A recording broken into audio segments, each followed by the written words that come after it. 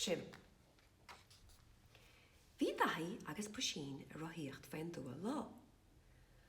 Chonóg siad fir a barc a sábháil an éir. Tuair míad lámh chúnta dóibh sa daithí. Dágad ar an ráthir ag an ngata agus chuadar isteach sa bharc.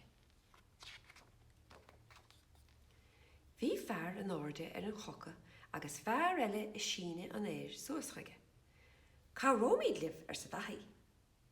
Fuairdar pícan duine agus thosnéidir i gobar. Níatach puisín ach sop beag féidir gáardú. Ó nach tú an bocha láidir san fearr go magúil.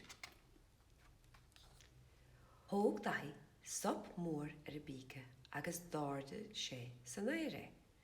Bhí an tualach róhrám agus tháinig sé nuas ar a cheann. Níatach sé faci iscint. Thosta sé ri i dro an chocha.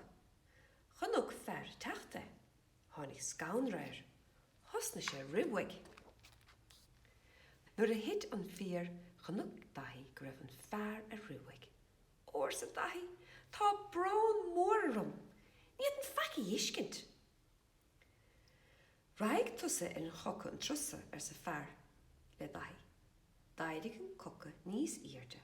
Ó, ar sa daithí, nach úntach an spórt é seo. Dairigh an cocha anna ard ar fad. Ó, ar sa daithí, ní das an spórt é seo an néchar. Nuair a bhí an cocha críochna, bhí sé anna ard.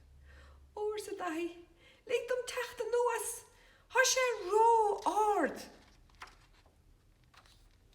Nuair a tháinig sé nuas, thosnig puisín agus é féin i dtéanamh cocha. Theas daithí ar chocha agus hín puisín an fíorchaige. Ach bhí annach chrá ar an chocha. Hit sé nuas agus chlúdaigh sé an bheirt go miniúil. Alleluia ar san bheirteacha de éon rá.